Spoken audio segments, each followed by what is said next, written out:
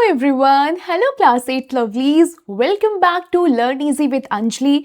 और आज हम शुरुआत कर रहे हैं साइंस की, जिसका चैप्टर 1 अगर देखा जाए तो आपके सामने उसका नाम लिखा हुआ है। क्या नाम है? Exploring the investigative world of science. देखो, आज का चैप्टर बहुत एकदम दिमाग खराब करने वाला बिल्कुल भी नहीं है, या फिर मैं कहूँ दिमाग लगाने वाला भी बिल्कुल नहीं है। बस आज का चैप्टर एक छोटा सा इंट्रोडक्शन है साइंस से। अब हमारी एनसीईआरटीज चेंज हुई हैं, ये बात तो हम सब जानते हैं, और अगर एनसीईआरटीज चेंज हुई हैं तो हमारा पूरा हक बनता है कि हम समझें कि ये एनसीईआरटी हमको क्या सिखाना चाहती है। आखिर गवर्नमेंट ने हमारे लिए एनसीईआरटी को क्यों बदला। तो बिल्कुल शुरुआत करते हैं चैप्टर 1 क्लास 8 के exploring the investigative world of science से। पहला सवाल ये है कि ये चैप्टर एग्जिस्ट ही क्यों करता है, क्योंकि ये चैप्टर आपको एक बहुत बड़ा सच बताना चाहता है कि जो साइंस है वो कभी भी जवाबों से शुरू नहीं होता है, वो कभी भी आंसर से शुरू नहीं होता है, वो शुरू होता है सवालों से, आपके क्वेश्चन से।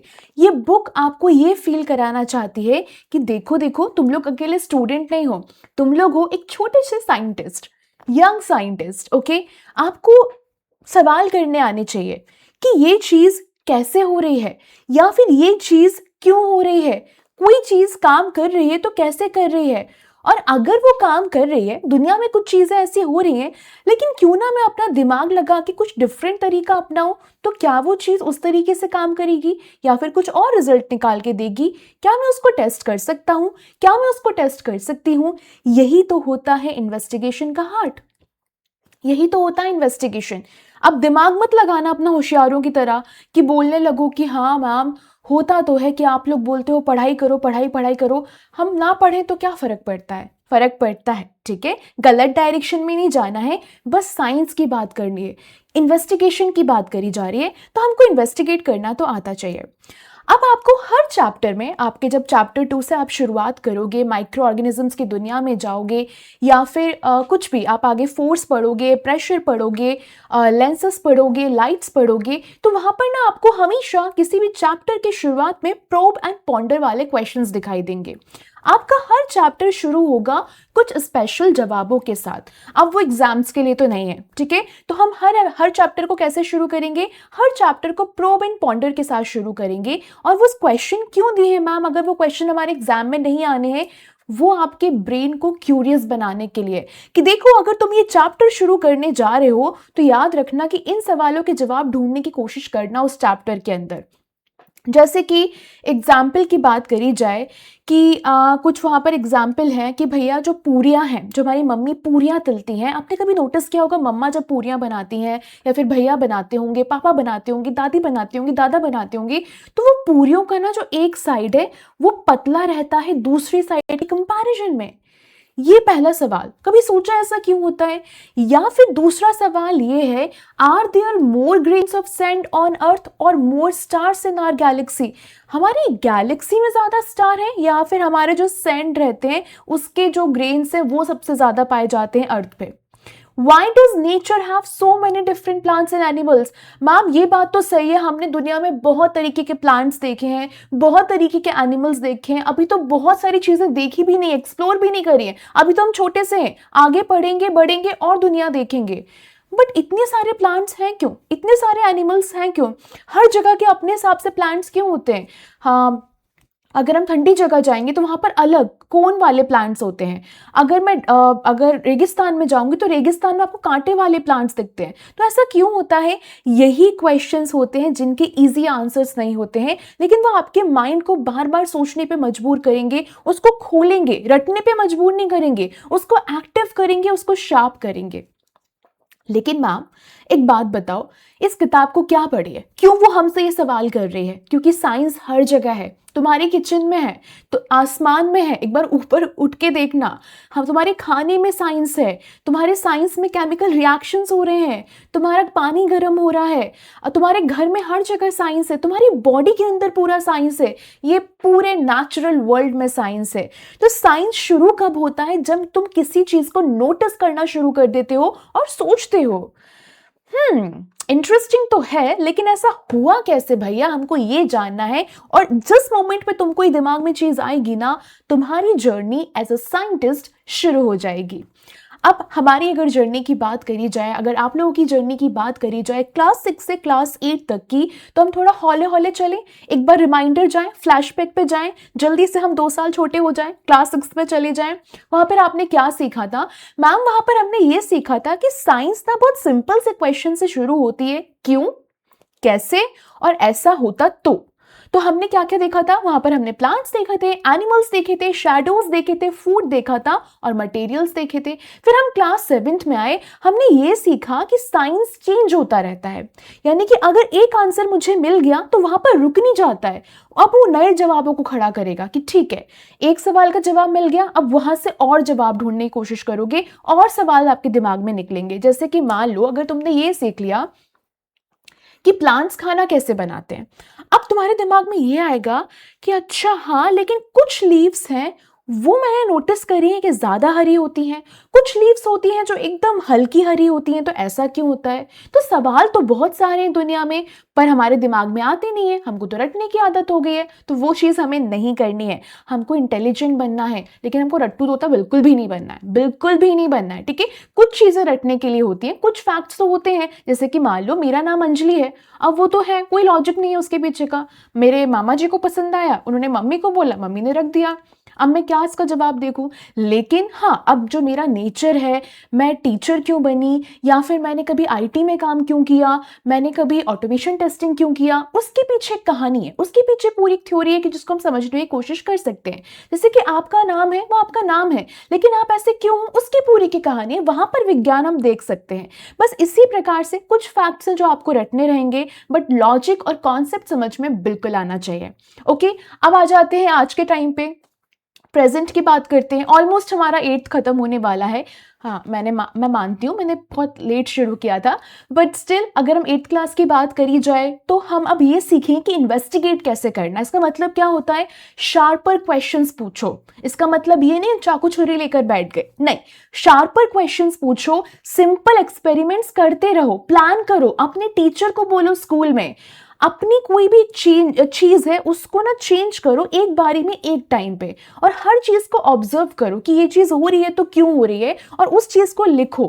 अपने पास लिखोगे तो आपके पास वो चीज रहेगी और उसको इस्तेमाल करो इस दुनिया को बहुत अच्छे से समझने में। तो अभी आप क्या कर रहे हो? अभी आप सिर्फ फैक्ट्स नहीं याद कर रहे हो, अभी आप ये भी समझ रहे हो कि मैं फैक्ट्स को ढूंढूं कहां कहां से। अभी रिसेंटली अरावली रेंजेस बहुत न्यूज में है, ओके, तो अरावली रेंजेस के बारे में आप समझ सकते हो, आप उसके फैक्ट्स निकालो और समझो कि अरावली रेंजेस इतनी इंपॉर्टेंट क्यों है हमारे लिए। One of the oldest ranges हैं वो, तो आपको बिल्कुल भी उसके बारे में ऐसा नहीं कि इग्नोर करना है कि हाँ न्यूज में आ रहा है तो आ रहा है, नहीं। हम छोटे हैं पर इसका मतलब ये नहीं कि कुछ सीखेंगे नहीं, हम बिल्कुल सीखेंगे, हमें स्मार्ट बनना है। ओके, चलिए, अब the root and the kite, आपको 2 सिंबल्स आपके एनसीईआरटी में दिखाई दे रहे होंगे। आप जब ऊपर की साइड देखोगे हेडर वाले एरिया में, तो आपको वहां पर काइट दिखाई देगी, लेकिन आप फुटर वाले एरिया में आओगे तो वहां पर आपको रूट्स दिखाई देंगे। तो आपकी जो ये बुक है वो आपको 2 पिक्चर्स दिखाती है हर पेज पे। तो रूट कहां पर रहेगा? लोअर लेफ्ट साइड में रहेगा। ये बताना चाहता है कि हमारी जड़ मजबूत होनी चाहिए, हमारा बेस मजबूत होना चाहिए, हमारी फाउंडेशन स्ट्रांग होनी चाहिए, रियल लाइफ के ऑब्जर्वेशंस होने चाहिए, हमको हमारे नेचर से कनेक्टेड होना चाहिए। आपका जो नॉलेज है वो ग्राउंड से ही आता है। पहले हम ए सीखते हैं, फिर हम बी सीखते हैं, फिर हम ए टू जेड पूरा सीखते हैं, उसके बाद हम ए फॉर एप्पल पे आते हैं, देन हम वर्ड बनाना सीखते हैं, देन हम सेंटेंस बनाते हैं। तो गाड़ी ऐसे चलती है, एकदम से सारी चीजें कभी समझ में नहीं आएंगी, राइट? तो हम क्या करेंगे, हेडर और फुटर में देखेंगे कि एक जगह हमको रूट दिख रहा है, एक जगह हमें काइट दिख रहा है। फिर बात आती है काइट की, जो कि आपको अपर राइट साइड में दिखाई देगा। यह आपको इमेजिनेशन इमेजिन करना बताता है कि इमेजिन करो कि दुनिया में अगर ऐसा होता तो कैसा होता। उसके अलावा नए नए आइडियाज अपने दिमाग पर लाओ, क्रिएटिविटी को एकदम ऐसा बढ़ावा दो कि हाँ मैं क्रिएटिव हूँ, मैं बहुत अलग अलग तरीकों से चीज़ों को सोच सकता हूँ। वैसे भी आजकल ज़माना कंटेंट क्रिएटर्स का तो है, बट क्रिएटिव वे में, ओके। और आप जो देख रहे हो उससे भी ज़्यादा सोचने की कोशिश करो कि अगर ऐसा होता तो ऐसा कुछ होता, मतलब दिमाग को एकदम चलाओ लेकिन अच्छे वे में चलाओ, फॉर गुड पर्पस। ओके, तो साइंस को दोनों चीज़ों की ज़रूरत है, रूट की भी, यानी कि केयरफुल रहो पर करेक्ट रहो, काइट की पर क्रिएटिव रहो और क्यूरियस रहो। सिंपल। चलो आगे बढ़ाते हैं अपनी गाड़ी। तो आज आप इस साल क्या सीखने वाले हो? ये बुक आपको ले जाएगी एक जर्नी में, बहुत छोटी छोटी चीज़ों से बड़ी बड़ी चीज़ों की जर्नी पे। उसको हम स्लोली ब्रेक डाउन करने की कोशिश करते हैं। पहले आप सीखोगे टाइनी माइक्रोब्स, माइक्रो ऑर्गेनिजम्स एक ड्रॉप ऑफ वाटर में भी मिल जाते हैं। अगर मैं एक बूंद की बात करूं, वन ड्रॉप ऑफ वाटर की बात करूं, तो वहां पर एक पूरी दुनिया है ऑर्गेनिजम्स की जो हम कभी भी नेकेड आई से नहीं देख सकते हैं। कुछ हमारी हेल्प करते हैं मेडिसिन को बनाने में, डाइजेशन में, लेकिन कुछ हमको बीमार भी कर देते हैं। तो हम सीखने वाले हैं कि हमारी बॉडी को हेल्दी क्या रखता है, हमें इन्फेक्शंस किससे हो सकते हैं, किस प्रकार से फूड, एक्सरसाइज, मेडिसिन और वैक्सीन हमें बचाती हैं। अगर बिजली की बात करी जाए हमारे दैनिक जीवन में, हमारे डेली लाइफ में, तो वो हमको कई तरीके से हेल्प करती है। हीटिंग इफेक्ट, गर्मी यानी कि रूम हीटर्स गर्म करते हैं, पर कैसे करते हैं? बिजली के माध्यम से, इलेक्ट्रिसिटी के माध्यम से। गीजर्स, मैग्नेटिक इफेक्ट की बात करी जाए, मोटर्स, फैंस, मशीन्स, तो हम ये सब देखेंगे कि ये सब चीजें कैसे काम करती हैं। अगर फोर्सेस और मोशन की बात करी जाए तो why does everything move the way it does? क्यों हर चीज वैसे मूव करती है जैसे वो करती है? एग्जाम्पल के लिए, जब मैं किसी बॉल को ऊपर उछालती हूं तो वो नीचे क्यों आती है, ऊपर ही क्यों नहीं चली जाती है? या फिर जब मैं ब्रेक लगाती हूँ, मैं तो नहीं, अभी तो अपन छोटे छोटे से हैं, मम्मी पापा जब ब्रेक लगाते हैं तो गाड़ी रुक क्यों जाती है, कार रुक क्यों जाती है? अगर कोई झूला है वो फास्टर मूव करता है, उसको हम हार्ड पुश करते हैं, तो ऐसा क्यों होता है? वो स्लो क्यों नहीं रहता है? तो यहाँ पर हम सीखेंगे फोर्स के बारे में। फोर्स हमारी हेल्प करता है ऑब्जेक्ट्स की स्पीड बढ़ाने में, स्लो करने में और साथ में डायरेक्शन को चेंज करने में। फिर हम अगली कहानी देखेंगे प्रेशर और वेदर की। प्रेशर का फॉर्मूला होता है फोर्स जो कि किसी एरिया पे लगाया जाता है। अगर छोटा प्रेशर डिफरेंस रहेगा तो एकदम जेंटल विंड चलेगी, मजेदार विंड चलेगी, लेकिन अगर लार्जर प्रेशर डिफरेंस रहेगा तो तूफान और साइक्लोन्स तो आएंगे ही आएंगे। इसीलिए वेदर क्या हो जाता है, कभी कभी बहुत विंडी हो जाता है, कभी कभी बहुत डेंजरस हो जाता है। अब बात करते हैं पार्टिकल्स ऑफ मैटर की। हर चीज टाइनी टाइनी पार्टिकल्स की बनी है। सॉलिड्स की बात करी जाए उसमें पार्टिकल्स पैक्ड रहते हैं टाइटली। लिक्विड्स की बात करी जाए पार्टिकल्स थोड़ा बहुत मूव करते हैं। गैसेस की बात करी जाए पार्टिकल्स फ्रीली मूव करते हैं। और साथ ही साथ हम सीखेंगे एलिमेंट्स क्या होते हैं, कंपाउंड्स क्या होते हैं, मिक्सचर्स क्या होते हैं और किस प्रकार से सारी चीज़ें डिसॉल्व हो जाती हैं। जैसे कि अगर हम गरम गरम चाय की बात करें, कॉफ़ी की भी बात करें, तो उसमें क्या होता है, शुगर डिसॉल्व हो जाती है। थोड़ा और आगे बढ़ेंगे, फिर हम लाइट और उसके बिहेवियर के बारे में सीखेंगे। लाइट रिफ्लेक्ट करती है, बाउंस करती है और रिफ्रैक्ट करती है, बेंड करती है। यानी कि यहाँ पर हम मिरर्स को देखेंगे। फ्लैट मिरर्स आप ऑलरेडी देखकर आए हो, अब हम कर्व्ड मिरर्स को देखेंगे। लेंसेज को देखेंगे जो कि स्पेक्टिकल्स में इस्तेमाल किया जाते हैं। हम स्पून्स में अपनी इमेजेस को देखते हैं, पर कैसा देखते हैं और क्यों देखते हैं, और मून के फेजेस को समझेंगे, जो कि एक अलग चैप्टर है, क्योंकि मून जो भी अपना मून, जिस तरीके से आप लूनर की बात करें, लूनर एक्लिप्स की बात करें, या फिर हम सोलर कैलेंडर की बात करें, लूनर कैलेंडर की बात करें, वो सब चीज़ें कैसे काम करती है वो हम सीखेंगे। ओके, आपको पता है कि सन की पोजीशन हमेशा चेंज होती है, अर्थ की पोजीशन हमेशा चेंज होती है, मून की पोजीशन हमेशा चेंज होती है। तो वो सारे बिहेवियर्स को हमें पढ़ना है। और इसके बाद हम चलेंगे इन्वायरमेंट की दुनिया में, जहां पर अर्थ, इन्वायरमेंट और क्लाइमेट को देखने वाले हैं। यानी कि हम सीखेंगे क्योंकि अर्थ हमारे जीवन के लिए इतनी परफेक्ट क्यों है, कैसे ह्यूमन एक्टिविटीज टेम्परेचर को चेंज कर देती हैं, कैसे क्लाइमेट चेंज हर चीज को अफेक्ट करता है, कैसे साइंस हेल्प करता है इन प्रॉब्लम्स को सॉल्व करने में। तो सिंपल हर दिन का साइंस इन्वेस्टिगेशन है। एग्जाम्पल के लिए हम देख लेते हैं, मैंने आपसे पहले भी कहा था कि पहला सवाल तो यही है कि पूरियां फूलती क्यों हैं, और यही हमारे चैप्टर का एक दिल है कि, और इसको हम समझने की कोशिश करते हैं। देखो, आपको अगर साइंस के किसी सवाल का जवाब ढूँढने की कुछ कोशिश करनी है, तो आप कुछ स्टेप्स को फ़ॉलो करोगे। जैसे कि पहले उस फिनोमेना को ऑब्ज़र्व करो। जब आप पूरी को गरम-गरम तेल में फ्राई करते हो, तो वो बलून जैसी राउंड हो जाती है, फूल जाती है, जैसे कि ये वाली फूली हुई है। पर ऐसा होता क्यों है? और एक साइड की थिनर क्यों है, एक साइड की थिकर क्यों है? और यही परफेक्ट साइंटिफिक क्वेश्चन है जो कि रियल लाइफ से निकल कर आता है। स्टेप 2, सोचो कि मैं क्या चेंज कर सकता हूँ। जैसे कि हम चेंज कर सकते हैं आटे की थिकनेस, आटे का साइज, फ्लोर का टाइप क्या है, आटा या मैदा की बात करी जाए, ऑयल का टेम्परेचर क्या है, how we drop the dough, अगर स्ट्रेट की बात करी जाए, स्लाइडिंग की बात करी जाए, स्लोली की बात करी जाए। यानी कि ड्रॉप मतलब है कि जैसे मान लो कढ़ाई है, तो कढ़ाई में आप पूरी डाल कैसे रहे हो, एकदम स्लाइड करके डाल रहे हो कि सीधे डाल रहे हो कि स्लोली डाल रहे हो। और इसी को वो वेरिएबल्स कहते हैं। वेरिएबल्स क्या चीज़ होती हैं जिनको आप कंट्रोल कर सकते हो। मान लो मेरा आटा पतला था तो मैंने उसको मोटा कर दिया, गीला था तो मैंने और आटा डाल के सुखा दिया। डो का साइज बड़ा कर सकते हो, छोटा कर सकते हो। आटा, आपको आटा लेना है, मैदा लेना है, बाजरे का लेना है, आप पर डिपेंड करता है। ऑयल का टेम्परेचर क्या होगा, आप बहुत तेज कर लो, आप ठंडा कर लो, आप कुछ भी मत करो। तो इसी को हम कहते हैं वेरिएबल, जो वेरी करता है, जो आपके कंट्रोल में है, आप उसको चेंज कर सकते हो। आप सोचो आप क्या क्या ऑब्जर्व कर सकते हो। आप ऑब्जर्व कर सकते हो कि पूरी फूली कि नहीं फूली, हाँ कि ना। अगर वो फूली तो उसने कितना टाइम लिया, कौन सी साइड पतली हुई। और जो थिक डो की बात करी जा रही है, अगर जो थिक डो है वो अभी भी थिन लेयर बना रहा है, या फिर जो थिक डो है उसकी वजह से पूरी फूली नहीं रही है, बिल्कुल पापड़ जैसी बन रही है। क्या मेरा जो ऑयल था वो एकदम छींटे मारे थे, स्प्लैश किया था, या फिर इसमें से कुछ गंध आ रही थी, या फिर वो स्मोक मतलब बहुत ज़्यादा हीट कर रहा था।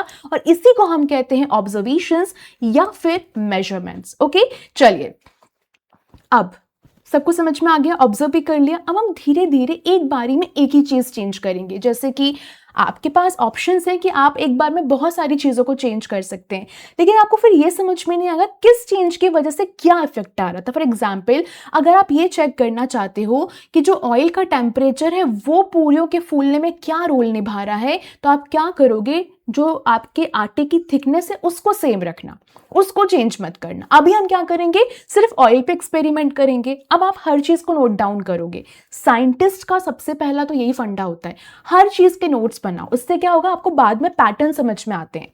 अब आपके दिमाग में नए क्वेश्चंस आएंगे कि ओके, जो फ्रेश पूरी है वो ज्यादा अच्छे से फूली है अगर मैं स्टोर डो की बात करूं, जो मैंने आटा एक दिन पहले स्टोर करके रख दिया होगा फ्रिज में, उसके कंपैरिजन में, या फिर अगर मैं फ्राइंग करने से पहले उस आटे में थोड़े से पोक कर दूं, मतलब थोड़े से होल कर दूं छोटे छोटे, तो क्या होगा।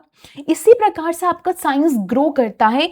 एक सवाल होगा, दूसरे पे पहुंचोगे, फिर वहां जवाब मिलेगा, तीसरे पे पहुंचोगे, वहां जवाब मिलेगा, चौथे पे पहुंचोगे। तो सबसे प्यारा फैक्ट क्या है, आज भी अगर आज की बात करी जाए, जब भी आप इस चैप्टर को देख रहे हो या फिर मुझे सुन रहे हो, आज भी साइंटिस्ट को नहीं पता है कि पूरीज इस प्रकार से क्यों फूलती हैं। तो समझ में आ रहा है कि आपकी किचन भी एक मिनी लेबोरेटरी है। तो बेसिकली मैम, ये चैप्टर 1 हमसे चाह क्या रहा है ये बता दो। चैप्टर 1 ना आपसे बस एक चीज बोल रहा है कि बच्चों थोड़ा सा क्यूरियस रहो, क्वेश्चंस पूछो हर दिन के बारे में, आपके आसपास क्या हो रहा है, ऑब्जर्व करो केयरफुली, आप अपने सेंसेस का इस्तेमाल करो, हर बारीक बारीक चीज को नोटिस करो, इन्वेस्टिगेट करो, स्मॉल एक्सपेरिमेंट्स करो। ऑफ कोर्स सेफ वाले करने हैं, ज्यादा सुपर हीरो मत बनना। सुपर हीरो बनना है तो टीचर का गाइडेंस लेकर जाना, वरना डांट खाओगे। ओके, आप एक बारी में एक ही चीज को चेंज करो, हर चीज को बदल के एक्सपेरिमेंट नहीं किया जाता है, वरना पैटर्न नहीं समझ पाओगे। एंड सोचो, जो भी आप देख रहे हो उसके बारे में सोचो। अगर आपने तीनों स्टेप्स को कर लिया तो आप एक ट्रू साइंटिस्ट की तरह सोचने लगोगे। तो मैम, हमारा फाइनल मैसेज क्या है, क्या तो पूरियां फूल रही हैं, या तो मून अपना जो शेप है वो हर रात को चेंज कर रहा है, ये जो विंड्स है वो हवा में घूम रही हैं, या फिर अर्थ का क्लाइमेट चेंज हो रहा है। एक्चुअली जो साइंस है वो आपको एक्सप्लोर करने में हेल्प करेगा, आपको समझने में हेल्प करेगा, आपको सवालों के सवाल करने में हेल्प करेगा। क्यूरियोसिटी आपकी गाइड है, ऑब्जर्वेशन आपका टूल है, इन्वेस्टिगेशन आपकी जर्नी है। सो या हैप्पी इन्वेस्टिगेटिंग। और हमको तो अकेले इन्वेस्टिगेट करना भी नहीं है, मेरे साथ ही करना है। तो बिल्कुल बने रहो लर्न इजी विद अंजलि के साथ और लाइक शेयर सब्सक्राइब करो। अच्छा, एक और बात, ये जो सब्जेक्ट था मैंने थोड़ा लेट शुरू किया था, नवंबर में शुरू किया था, फिर मैं कहूँ दिसंबर में शुरू किया था, तो हमने थोड़ा उल्टा चला था, हमने 13 चैप्टर से किया था। तो वैसे तो ये आज आपकी आखिरी क्लास रहेगी, लेकिन पूरी प्लेलिस्ट डल चुकी है। तो आपको कुछ नहीं करना है, आपको लर्न इजी विद अंजलि वाले चैनल पर आपको दोनों प्लेलिस्ट मिल जाएंगी, सोशल की और साइंस की। और नेक्स्ट वीक से हम लेकर आ रहे हैं MCQs, MIQs end of course last minute quick revision series. तो बने रहना मेरे साथ, बिल्कुल कुछ भी मिस नहीं करना और जल्दी मिलेंगे। टेंशन नहीं लेना, बस टेंशन नहीं लेना, बिंदास रहना, अच्छे से पढ़ना। You are the best, you are the best. कुछ भी डाउट हो कमेंट ज़रूर करना। एंड इस चैनल पे अभी सिर्फ मैं ही काम कर रही हूँ, तो ऑब्वियस सी बात है सारे नोट्स एक साथ प्रोवाइड कराना मेरे लिए अभी पॉसिबल नहीं है, but I am really working hard for you. तो डोंट वरी, अगर जो पोस्ट वाला सेक्शन है वहाँ पर मुझसे जितना बनेगा मैं आपके लिए कुछ नोट्स के सेक्शन ज़रूर लेकर आऊँगी, तो आपको वो वहाँ पर ज़रूर मिलेंगे। Till then take care, bye bye, thank you so much और अपना खूब सारा ध्यान रखो। Bye bye.